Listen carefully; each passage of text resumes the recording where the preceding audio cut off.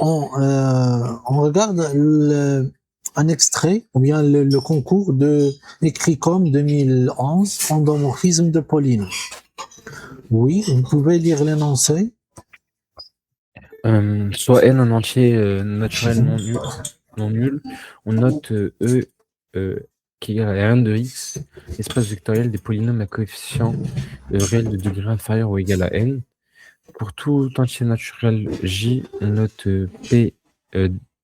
Pj, la dérivée Jm de P. On définit la famille de polynômes Pk entre 0 et n par P0 de x égale 1. Et pour tout cas appartenant à un n, Pk de x est égal à x facteur de x moins k puissance k moins 1 sur k factoriel. Première question, prouver que la famille P0 jusqu'à Pn est une base de E. C'est bon. Donc, juste pour la première question, donc ce que tu dois faire, tu dois essayer avec chez vous et de m'envoyer votre essai. Je le regarde et je te dis s'il est vrai ou on doit le raffiner. D'accord? D'accord. C'est bon? Allez-y.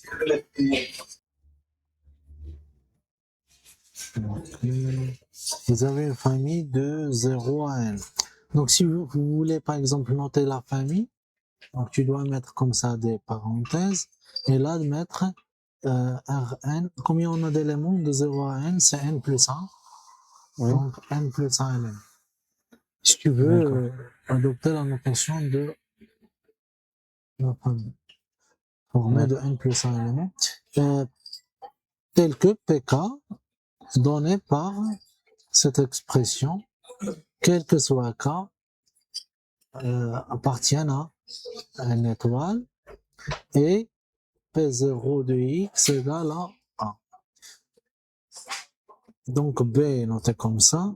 On remarque que c'est une famille de polynômes de degrés distincts, non nuls, avec degré de pk égale à k.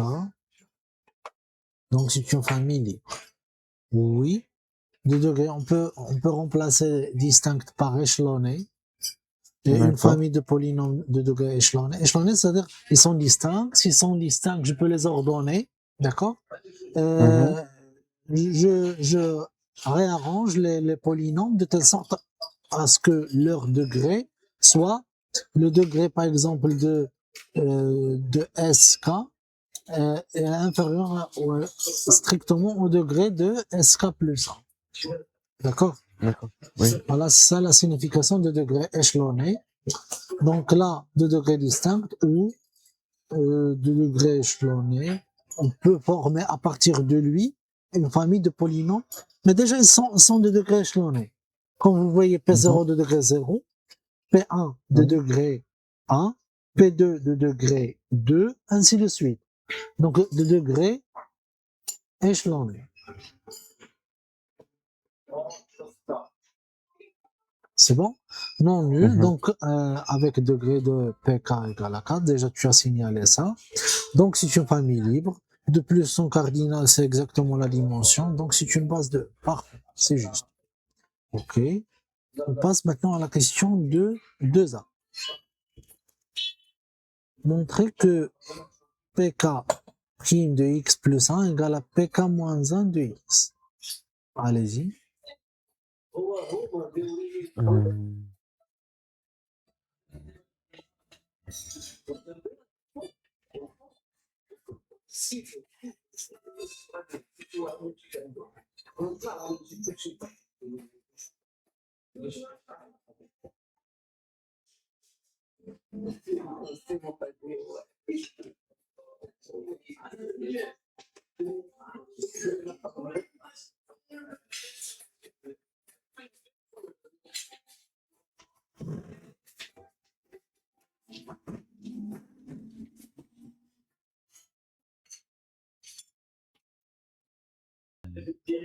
Pk prime x plus 1 égale à pk moins 1 prime x.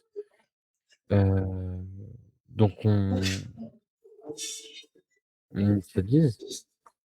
Oui, donc est-ce que tu as utilisé l'hypothèse de récurrence lors du travail?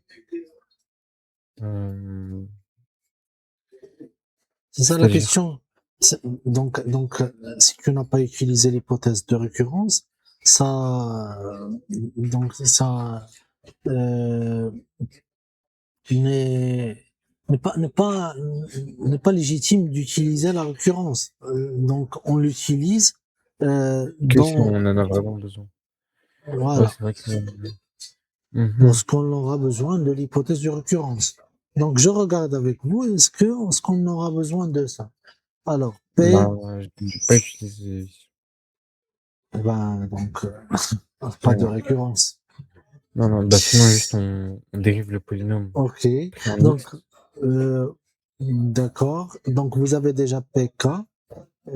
Vous avez PK plus 1. C'est quoi PK plus 1 prime, en fait? Donc attention de confondre entre PK prime et PK de x plus 1, le tout Prime. prime. Ça, Oui. c'est la composée. Mais heureusement, c'est la même chose. Si le poseur a pris par exemple 2 là ou un coefficient, donc dans ce cas, on aura euh, une formule de Ça. composé. Voilà. Donc, vous voyez, mais heureusement là, c'est la même chose. D'accord? Tu peux travailler avec, c'est pas grave. Donc pk prime, c'est la dérivée prime de ça. On est d'accord? Ça égale à, je 1 remplace. sur k factoriel.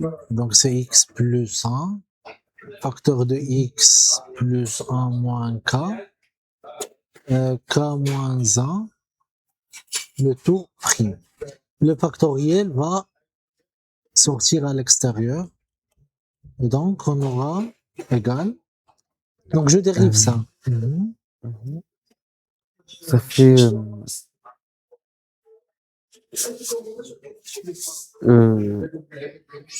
Est-ce qu'on a plus 1 dérivé moins du k. premier? Ah oui, c'est x plus 1 moins k puissance k moins 1 plus euh, x, euh, Plus x plus 1, x plus 1 facteur de k moins 1 facteur de k moins 1. Oui, donc je fois mets. x plus 1 moins k puissance k moins 2. Oui, donc ça, facteur de k moins 1. Et ça va x plus 1 moins k moins 2. Tout ça divisé par k factoriel. Ok, très bien. Après, qu'est-ce qu'on cherche à avoir? Ça doit être égal à pk-1. Alors, je regarde c'est quoi pk-1. Pk-1 de x. Oui, c'est x, facteur de x moins k moins 1, puissance k moins Moins k 2, plus 1. C'est x. ah, plus 1. Merci. Donc, x moins k plus 1, k moins 2, c'est ça? Ouais, k moins 2 Sur k moins 1 plus factoriel. 1 factoriel. On doit arriver à ça. D'accord. Alors, On factorise par x plus 1 moins k puissance k moins 2. oui, c'est le facteur commun ici. Donc, on aura x plus 1 moins k puissance k moins 2, facteur de x plus 1 1 moins moins k k, plus k moins 1 k fois x plus 1. moins 1 x plus. Et ça sur k K factoriel. factoriel. Ok. Je regarde qu'est-ce qu'on a là. Alors, vous avez donc, je simplifie cette égalité. Donc là, c'est kx plus k moins x moins 1. D'accord? Et Oui. du coup, ce sera ça. Oui. Facteur de, donc x Kx. avec le x s'en va. Le 1 avec le 1. OK. Le k avec le k. Donc il reste que kx. Il reste que kx. D'accord? Kx avec le k-1 k factoriel, donc on aura k-1 factoriel K fois factoriel. x. X. Et ça, ce n'est rien autre que pk moins 1 de x. D'accord. Ouais.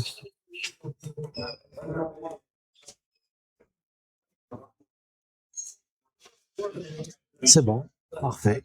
Donc, vous voyez, donc maintenant, on conclut. Conclusion, quel que soit le cas.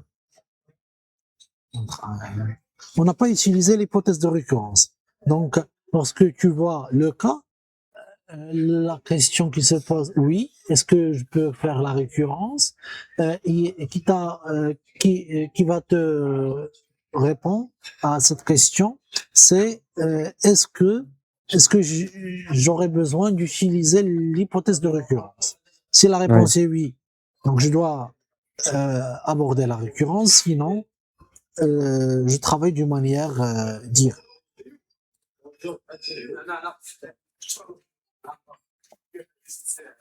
Ok, une fois qu'on a fait ça, on passe à la deuxième question.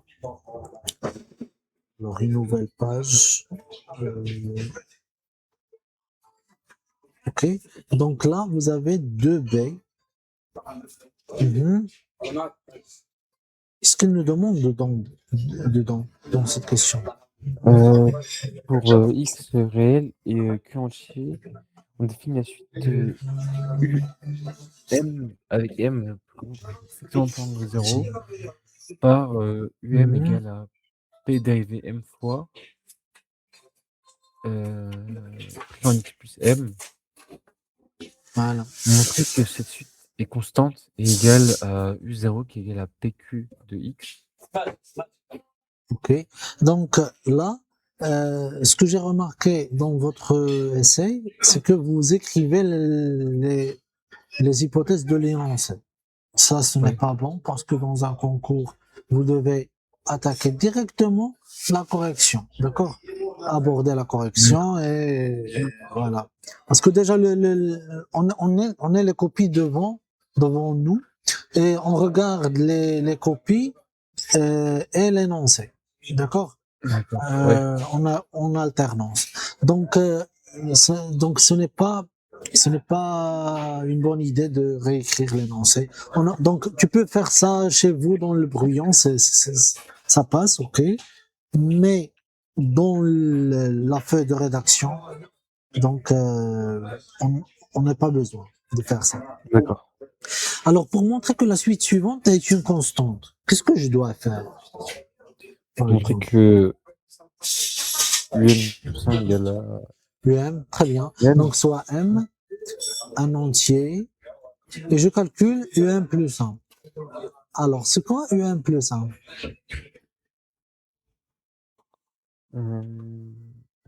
C'est p dérivé m plus une fois. Oui, c'est P, M plus 1, Q plus M plus 1, Pris en x m X plus 1. plus M plus 1. Oui, c'est juste. Pensez à utiliser ce qui précède. Ce que je me disais, on peut dire que ça c'est égal à, en posant k qui est égal à q plus m plus 1. Nous, on cherche à montrer UM. Donc, finalement, on doit laisser PM, la dérivée MIM. D'accord? Ah, oui, ok. Donc, oui. Donc, on laisse la dérivée MIM. Donc là, qu'est-ce qu'on doit faire? On va prendre, par exemple, P prime Ah, de X plus M plus 1. De Q plus M plus 1. Et tout ça, dérivé m fois. attention, donc on a utilisé le fait que P de X plus M plus 1 prime égale à P de X plus M plus 1 le tout prime comme composé. D'accord? Comme je t'ai dit auparavant, heureusement, c'est la même chose. Ok. Donc là, on peut utiliser le résultat précédent. Ok. La dérivée de ça donne P Q plus M Oui, de x plus m. Oui. Dérivée m. M. Mais c'est Ouais. quoi la dérivée m? C'est C'est. ça, c'est la composée. Oui. Donc, essayez de le dériver, juste la dérive première. Donc, tu dérives ça, Mhm. ce que vous aurez. Bah, P prime pris en X plus M. Mhm. Exactement. Ouais. Donc, Ah, et donc ça, c'est mhm. AP dérivé M fois pris en X plus M. Voilà. Parce que là, la dérivée de ça, c'est 1. Toujours c'est 1. Ouais. Voilà, ça c'est comme composé de deux fonctions. Et donc ça c'est 1. C'est bon, c'est la même chose. Et ça c'est un. Qu'est-ce qu'on a démontré? Que un plus 1 égale à un.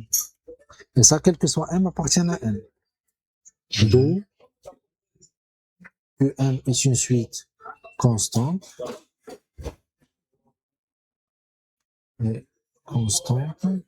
Et si c'était constante, donc doit égal à son premier terme. Donc, D'accord. quel que soit m supérieur ou égal à 0, vous avez m égale à u0. Je regarde qu'est-ce que j'ai dans u0. C'est p0, q, d'accord? Donc, Oui. c'est exactement pq de x.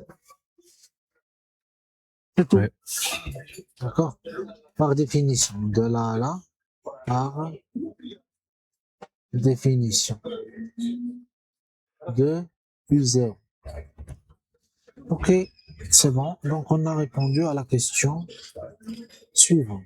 On déduire une relation entre les polynômes p, q plus m, dérivé m, et pq. Il y a une égalité. L'égalité, c'est-à-dire que vous avez PQ plus M dérivé M fois qui égale à PQ. de x égale à pq. Pourquoi on a ça? Ouais. Euh, Parce que ça, c'est UM qui égale à U0. mais um, c'est pqm plus 1 de x plus m. Vous voyez? Et là, vous avez de x. D'accord. Et donc, c'est comme si on a fait un changement de variable. Ok. Donc, on a quel que soit x appartient à R, P, Q plus M dérivé M de x plus M égale à PQ de x. Moi, qu'est-ce que je veux? PQ plus M de x. Donc, Mhm. c'est comme si tu poses ça à une autre variable, grande x. Oui. D'accord? Oui. Donc, quel que soit x appartient à R, P de Q plus M dérivé M de x égale, si je pose ça y par exemple, au lieu de ça, qu'est-ce que je dois faire? Au lieu de x, y égale à x plus m. Donc x égale à Y moins M. y moins m. Donc je remplace ici par x moins m.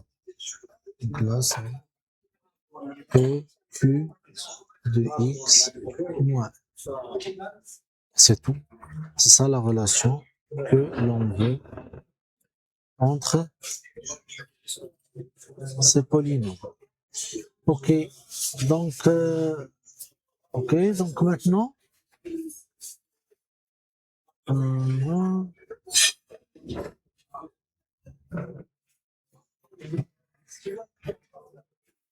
ou tu peux laisser ça comme ça, c'est juste aussi. D'accord. La première aussi, c'est juste ça. Soit tu donnes, parce qu'il nous demande d'avoir une relation entre ces deux-là. Soit tu écris PQ de X en fonction de celle-là, soit PQ plus M dérivé M égale à, c'est ça, comme ça. C'est juste aussi. D'accord. La première aussi, c'est juste. Ça. Soit tu donnes, parce qu'il nous demande d'avoir une relation entre ces deux-là. Soit tu écris PQ de X en fonction de celle-là, soit PQ plus M dérivé M égale à PQ de X moins. Les deux sont justes. Ok, donc maintenant on regarde, on déduire une relation entre les polynômes PJK et PK moins J. Mhm.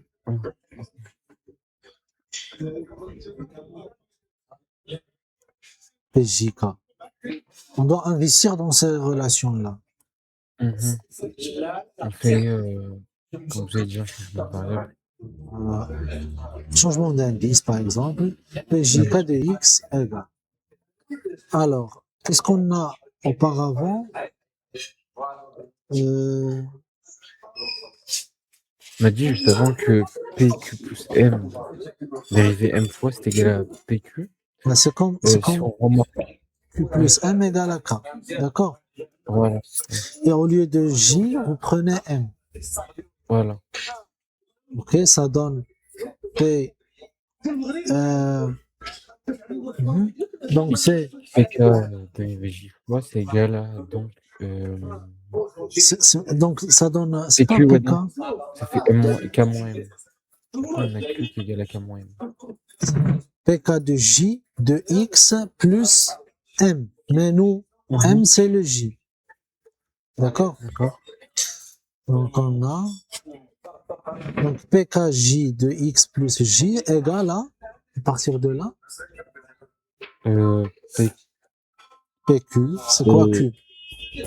Q c'est K moins M, donc K moins J. K moins J de X.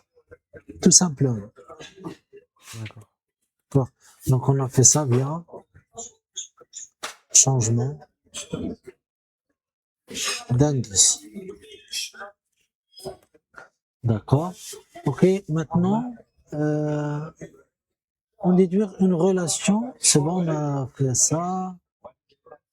Mais avant, tu dois juste raffiner ça, soit K, soit J, le K des entiers, tel que J supérieur ou égal à 1, inférieur à K, inférieur à 1. On a ça, c'est pour cette question.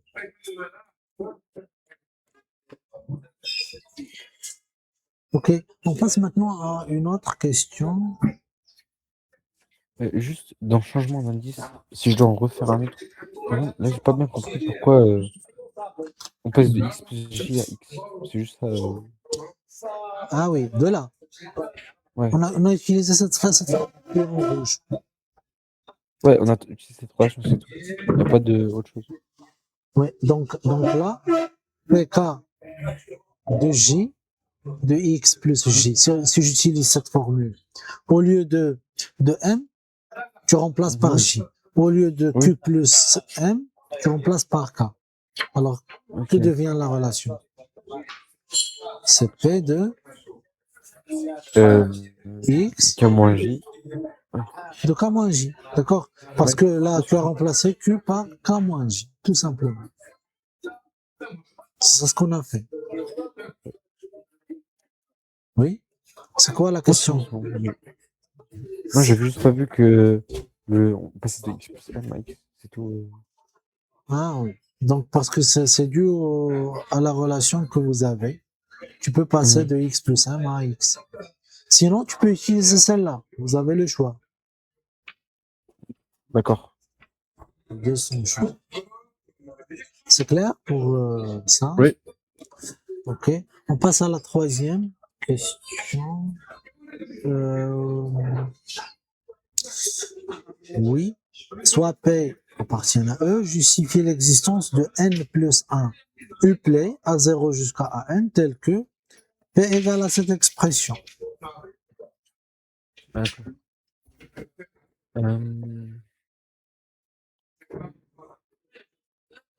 Puis établir que quel que soit J, PJ de J égale à J. Bah, on sait que la famille P0 jusqu'à Pn est une base de E. Parfait. Donc, Donc, si P appartient à E, il s'écrit sous la forme d'une combinaison linéaire de cette base. exactement ce qu'on doit faire. Donc, une base de E. Donc, si je prends, bah bien, donc soit un polynôme de E, donc il existe un uplet, donc n plus 1 uplet à 0 jusqu'à an appartient à Kn plus 1, Rn plus 1, tel que P, c'est la somme de AI PI et de 0 à n. D'accord, c'est juste. Ok. Établir que quel que soit J, vous avez PJ, J égale à AJ. Nous, on cherche à trouver, même on a ici l'unicité.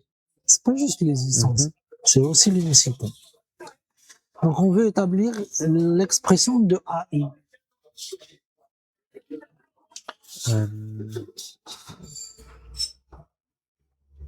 On procède par identification. Mais...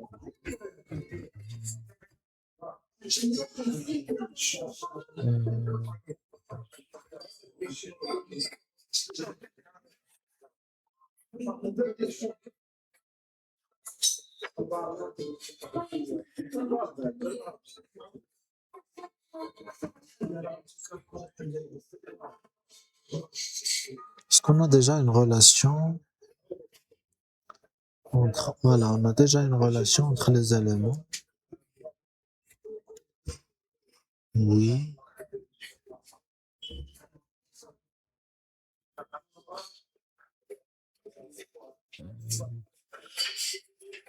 Donc, comme vous voyez là, pour trouver les AI, donc on cherche à trouver un K, soit K entre 0 et n. Qu'est-ce Oui. que vous voyez dans cette expression? Si vous voulez AK, qu'est-ce que vous devez faire? Il faut prendre P pris en K et dériver K fois. C'est la dérivée K fois qui se précède. Après, je vais évaluer en J, en K. D'accord? Donc, c'est ce qu'on va faire. Donc, PK, on a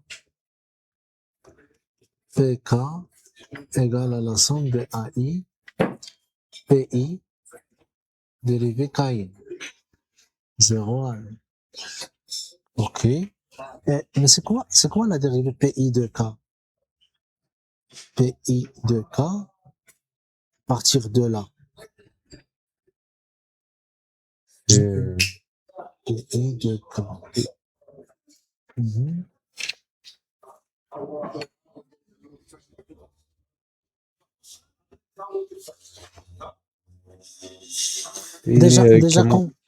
Déjà quand vous voyez là, tu peux remarquer que cette somme, donc déjà les I sont chaque pays a 100 degrés égal à I, c'est ça? Et donc si je le dérive, si je le dérive plus que 100 degrés, d'accord? Ça vaut 0. Ça vaut 0. Voilà. Et donc là, cette somme, on doit l'arrêter. Donc de 0 jusqu'à 100 degrés. Et donc c'est quoi 100 degrés? C'est K. Ah, donc la somme de AI, PI de K. Alors maintenant, on doit utiliser ce qui précède. PI de K. C'est quoi PI de K? C'est PK moins I. P Donc là, De I égale K jusqu'à N. voilà, de I égale à K jusqu'à N. Là, en se basant sur ce truc-là. Ok. Donc après, je somme. Donc de K à N. Et maintenant, lorsque je remplace par K, j'aurai AK P0 de X moins K. Normalement, vous avez là une variable ici. Mhm. Parce que vous avez PI de K, ok? Et là, vous avez, oui, c'est la même chose. Et donc là, c'est P0, pas de I. Donc c'est P de X moins K, X moins K, plus AK plus 1, P1 de X moins K, ainsi de suite. Jusqu'à Pn moins K de X moins K. P0, pas de I. Donc c'est P de X moins K, X moins K, plus AK plus 1, P1 de X moins K, ainsi de suite. Jusqu'à Pn moins K de X moins K. Vous êtes d'accord? Oui. Fois AN. Ok. Maintenant, qu'est-ce que je veux? Déterminer AK. N'est-ce pas? Oui. Donc, je dois évaluer par quoi ici? Par rapport au dérivé Km de P. Oui, exactement. Non, dérivé Km de P, évaluer en quelle valeur? Pour trouver cet élément. Déjà, c'est En quoi X moins K. P0? P0, c'est 1. Oui. Déjà, c'est ça, c'est 1. Vous avez P0 de X, c'est 1. Donc, ça, c'est 1. Moi, je veux annuler ces termes. D'accord. Pour les annuler, ce que je dois prendre. Regardez qu'est-ce qu'on a dans P1 de X moins K. On prend K qui égale à X. Oui, X moins... Voilà, K égale à X. Je regarde d'abord qu'est-ce qu'on a ici. Donc, P1 de X moins K, ça donne X moins K, d'accord? Fois X moins, donc c'est X moins K, X moins K moins 1, d'accord? Je remplace ici K par 1. Fois, fois K à la puissance, ça va à la puissance 0, parce que 1 moins 1. N'est-ce pas? Mm. Ok. Et donc, P1 de X moins K égale à X moins K. De même, si tu regardes par exemple P de pour un J supérieur ou égal à 2, bien, voilà. Donc, de J, X moins Oui. K, ça donne X moins K. Facteur, je regarde là, d'accord? Tu peux m'aider? Ouais. C'est X moins K, Facteur de X X. moins K. Au lieu de X, tu le remplaces par X moins K. Tout simplement. Ah, d'accord. Ok. Moins, ici vous avez un K. C'était Ouais. retranché là. Ici vous avez un J. X moins J, du coup. Donc X moins K moins J. À la Moins K moins J. puissance, J moins 1. exactement, J moins 1. Et tout sur Que factoriel. On n'a pas deux K, on a deux J. J factoriel. J factoriel. D'accord. Voilà. Donc, si je remplace ici aussi, genre par K, qu'est-ce que j'aurai? Si tu remplaces ici par K, tu trouveras On aura... 0. Bah, la relation. Ouais. D'accord? Donc, conclusion, quel que soit J entre K plus 1 et c'est pas K plus 1, quel que soit J supérieur à 1, ici, mhm, supérieur à 1 jusqu'à n moins k, vous avez j de évalué en k de 0 Oui. égale à 0. Ok. D'accord. Voilà. Donc, ici, on a évalué par k, ce qui donne pj de 0. Et donc, tous ces termes sont nuls. Donc, là, on doit dire ça en évaluant x par k. On obtient, oui, qu'est-ce qu'on obtient? C'est que pk en k Égal. Ouais. égale à k. Tout simplement. J'ai remplacé ici par k. D'accord? Ouais. Dans les deux côtés. Et donc, j'aurai pk en k égale à k. Est-ce que ce qui est demandé? Oui, exactement la même chose. C'est bon. Donc, les coefficients sont définis d'une manière unique, d'où les coefficients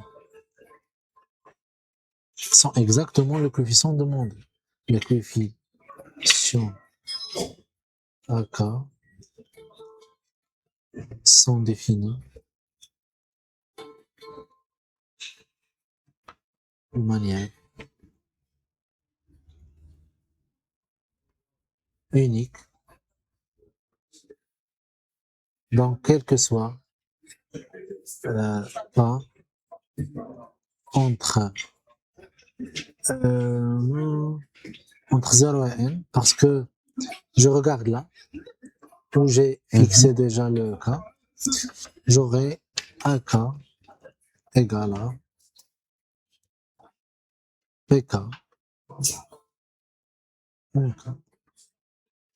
PK dérivé KIM, non, P dérivé KIM en K. C'est bon. Donc ainsi, on a établi la relation suivante. Vous voyez la relation qu'on a établie? Ouais. D'accord. Maintenant, la quatrième question.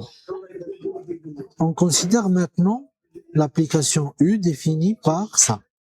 Donc U de Rn de x, il prend la dérivée de x plus 1. Ouais. D'accord?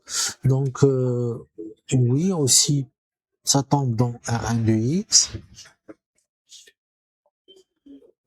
qui associe un polynôme P de Un x par UP en x, défini par P' de x plus 1.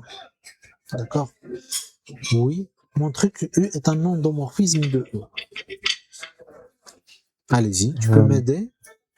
D'abord, on montre qu'il est linéaire, Oui, soit. soit P appartenant à Rn de x. C'est pas juste un seul polynôme, vous devez prendre deux Ah oui, polynômes. oui. Soit P1, P2 appartenant à Rn de x et alpha appartenant à R. Oui, on a U de P. Ah oui, U U de de P1, alpha. Ouais, U de alpha alpha P1 plus plus P2. P2 de x, Qui est ça égal à donne alpha P1 plus P2 alpha P1 prime, plus P2, oui, prime prime en x en plus 1. x plus 1. Grâce à la Et ça, linéarité de la dérivée, la dérivée. c'est alpha P1 prime de x plus 1. Bon, plus P2 prime de x plus 1. On a Et ça, utilisé c'est. la linéarité de la dérivée et on a évalué en x plus 1.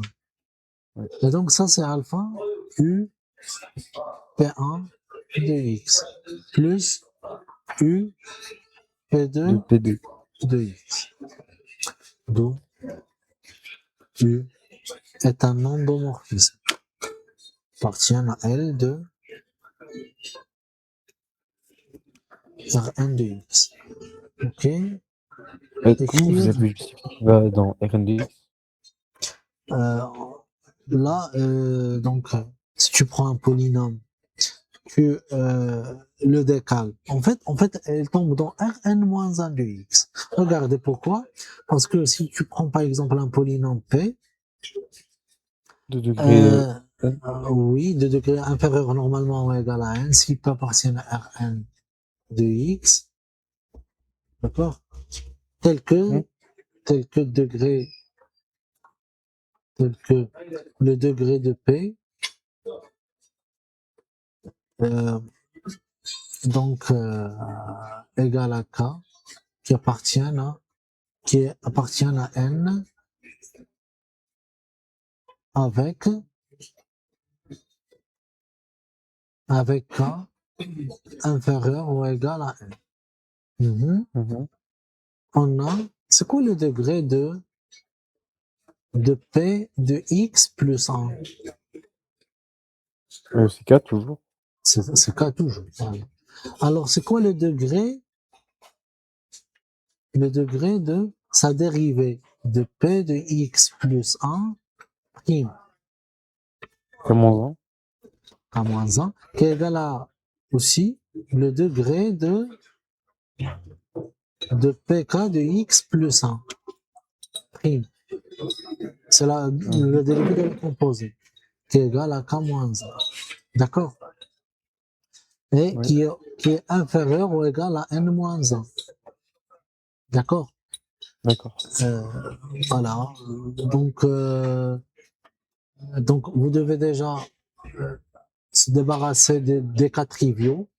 Par exemple, le cas de 1 et de 0. D'accord? Donc, je vais prendre K appartient pour être rigoureux. Donc, K privé de 0 et 1, c'est-à-dire il commence de 2. Et je traite les autres cas.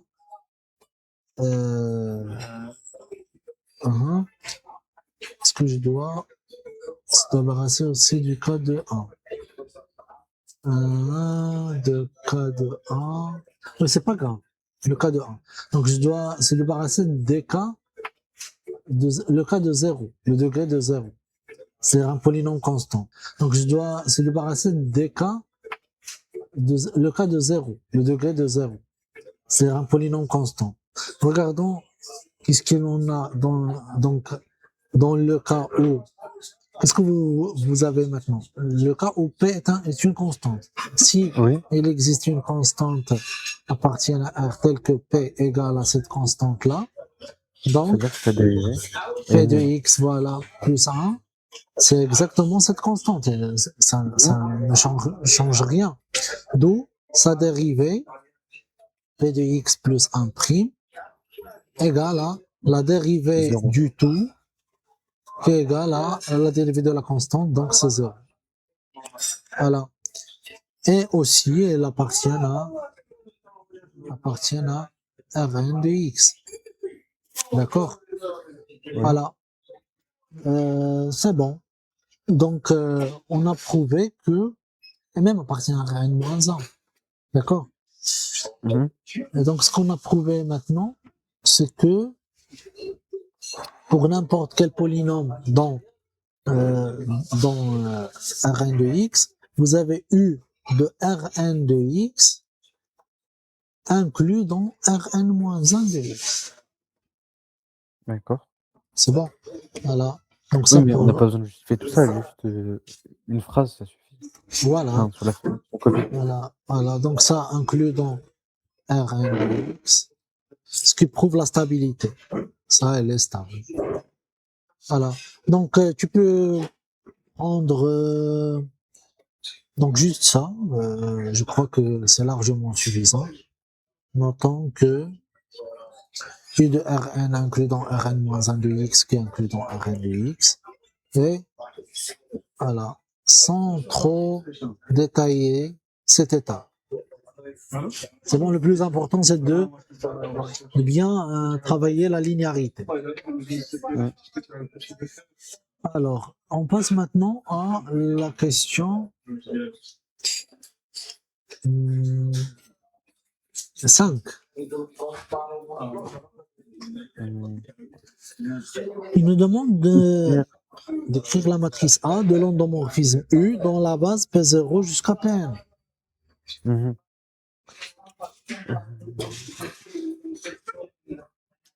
Donc, la matrice de U dans la base.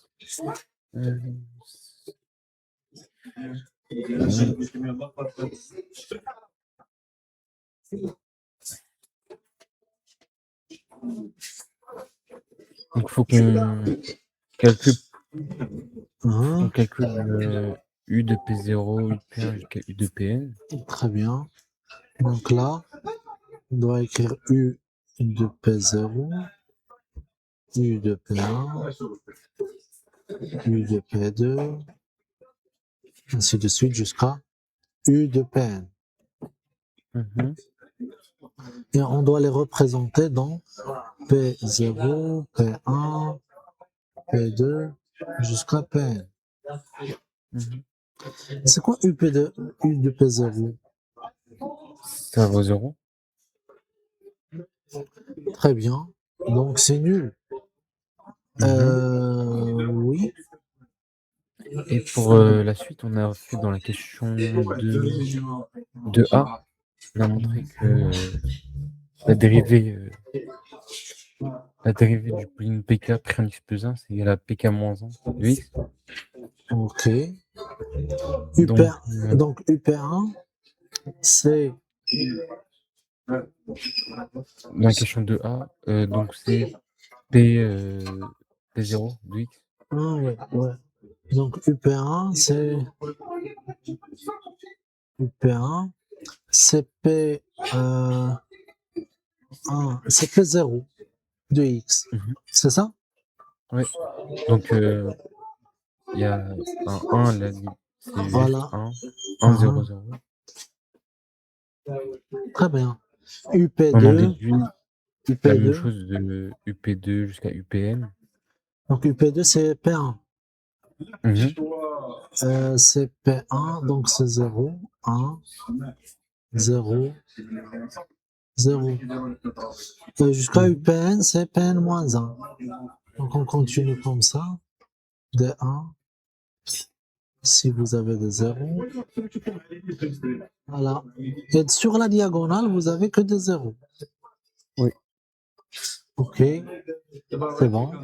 Donc maintenant, regardez cette matrice qu'on a trouvée. C'est quoi 100 rond? C'est le vecte de ces colonnes. Ok, très bien. Donc le rang de A, c'est le vecte de la colonne, la première colonne. En fait, c'est 0, 0, 0, 1, 0, 0, 0, ainsi de suite, jusqu'à 0, 0, 1, 0. Mhm. Oui, Sauf que la première colonne, on peut la voilà, sortir. voilà. On le supprime. Et du coup, on aura combien de vecteurs? Vous On avez aura 1, 0, n. 0, 0, 1, 0, 0, 0, jusqu'à 0, 0, 0, 0, 1, 0. On aura n vecteurs. Oui, donc, oui, c'est n vecteurs. Très bien. Donc, le rang égale à n. Très bien. Car la famille suivante est une famille. Comment elle est? Libre. Libre. Voilà. La liberté, c'est simple. Tu vas prendre un scalaire fois le premier, plus un scalaire fois le deuxième. Par exemple, alpha 1 plus alpha 2 plus ainsi de suite plus alpha n égale à 0. C'est-à-dire égal à le vecteur nul, 0, 0, 0, 0. D'accord? Ça implique que alpha 1, ici vous aurez alpha 2 jusqu'à alpha n, d'accord? 0 égale à 0, 0, 0, 0. Par identification, alpha 1 égale à alpha 2, ainsi de suite jusqu'à alpha n égale à 0. C'est bon? Oui. Donc la famille libre. C'est une affaire simple.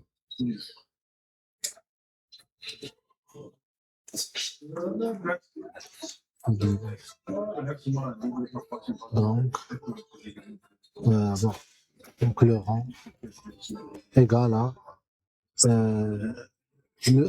leur cardinal. Voilà. C'est bon. Donc on a déterminé le rang. Est-ce que cet endomorphisme est inversible? Non. Pourquoi? Sa diagonale est nulle. Sa diagonale, ou bien la matrice représentative a une diagonale qui est nulle. D'accord? Ok. Très bien. U n'est pas inversible car la matrice représentative de U dans une base donnée, dans cette base-là, ne l'est pas. Ne l'est pas. Ok. Tu peux déterminer c'est quoi le noyau de cette matrice, R de A.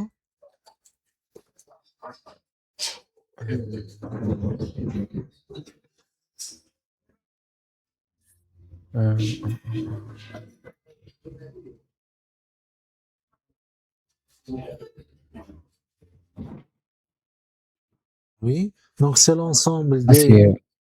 C'est l'ensemble des matrices A fois X égale à 0. Voilà, des X. Ok. Qui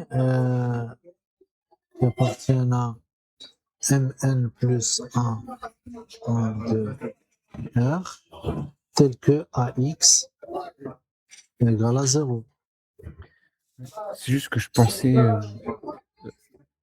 autre chose, je pensais à passer par le théorème du rang et déduire directement Déduire que le que le noyau rang, est de dimension 1.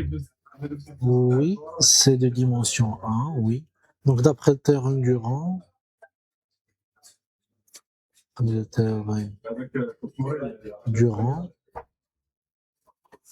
vous avez dimension de Ker de A plus la dimension de l'image de A. On travaille avec A, la matrice A. Ah, d'accord. D'accord? Égale à combien? Égale à la Égale à dimension, O. à la dimension de l'espace de Rn de X. Ouais, N plus 1. C'est N plus 1. Mais on a déjà trouvé que dimension de l'image de A, qui est égale à le rang de A, ça c'est Égale le à N. rang de A, égale à N. Ouais. Donc on peut trouver que dimension de noyau de A égale à A. Oui. Ok. Donc on doit trouver un vecteur ici. Oui. Est-ce que vous voyez un vecteur?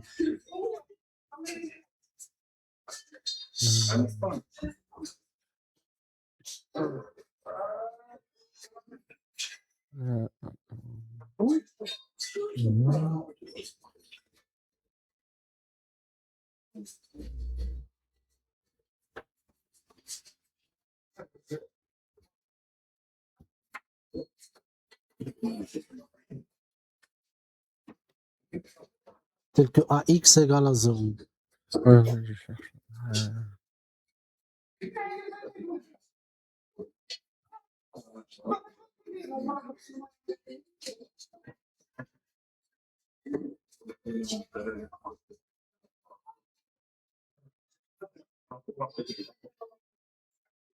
Vecteur de. Par contre, je vais multiplier cette matrice et j'aurai 0, 0, 0. Un vecteur non nul. Par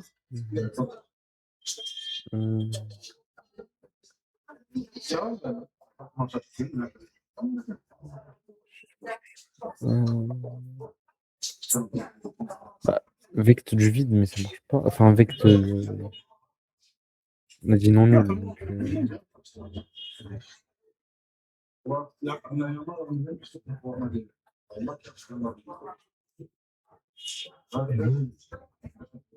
Non, là, je l'ai pas. Là.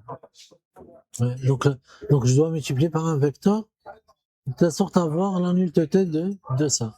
Par exemple, on multiplie ça fois quelque chose. De toute façon, cette chose-là que je peux prendre, donc ça sera multiplié par des zéros, d'accord? Mhm. Et les autres, je prends des zéros pour avoir la nullité des autres. Donc ça, c'est 0, Ah, 0, 0, 0. d'accord. Pour Je vais avoir un prendre vecteur, un. voilà, par exemple 1, 0, 0, 0. D'accord. Alors si je prends A0, A fois 1, 0, 0, 0, qu'est-ce que j'aurai? Donc le 1 se multiplie par 0, n'est-ce 0. pas? Et les autres Oui. par 0, 0, 0, 0. Et donc Oui. c'est 0. L'autre, Oui. c'est 0 fois 1. Après 0 fois 0. 0 plus 0. Après 1 fois 0, ainsi de suite. Donc de toute façon, Oui. vous aurez le vecteur nul. Et ce vecteur-là, il est déjà non nul. Donc Mhm. c'est un élément, un vecteur non nul. Donc là, tu peux dire comme ça. Or, le vecteur suivant, 1, 0, 0, 0, appartient au noyau de A. Mais on a déjà des informations sur le noyau. Le noyau, c'était 1. Donc, ker de A est réduit à ce vecteur-là. C'est 1, 0, 0, 0. C'est bon, ça passe? Oui. Très, très bien. Et c'est quoi l'élément du noyau de U? Ker de U?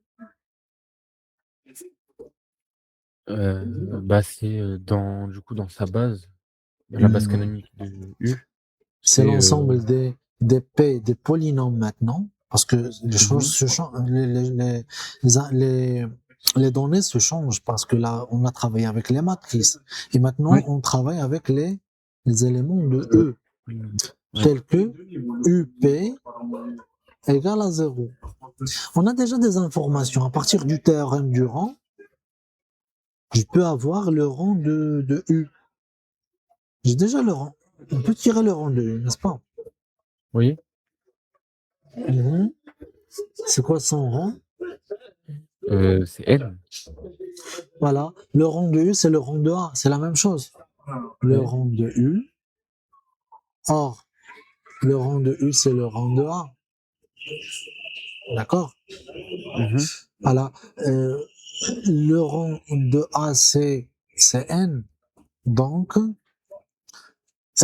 dimension d'après théorème du rang, dimension du quart de noyau, c'est 1. N'est-ce Oui. pas?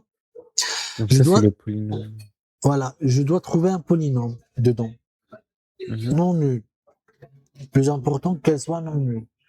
Puisque vous prenez par exemple or, Le polynôme 1. regardez, c'est quoi le polynôme que son image égale à 0? Ici.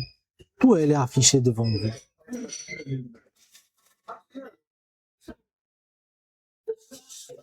Là. Et P... 0. C'est P0. Et donc, quel polynôme que vous avez? Donc, or P0. C'est quoi P0? Est-ce qu'elle est nulle? Le plus important pour nous, qu'elle soit Non, non non, il n'est nulle. pas nul. C'est 1. Ça fois 1. C'est 1. Ok. Or P0, c'est 1. Non nul.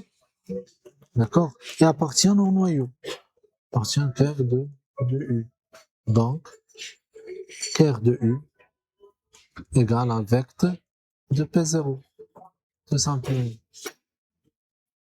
C'est tout.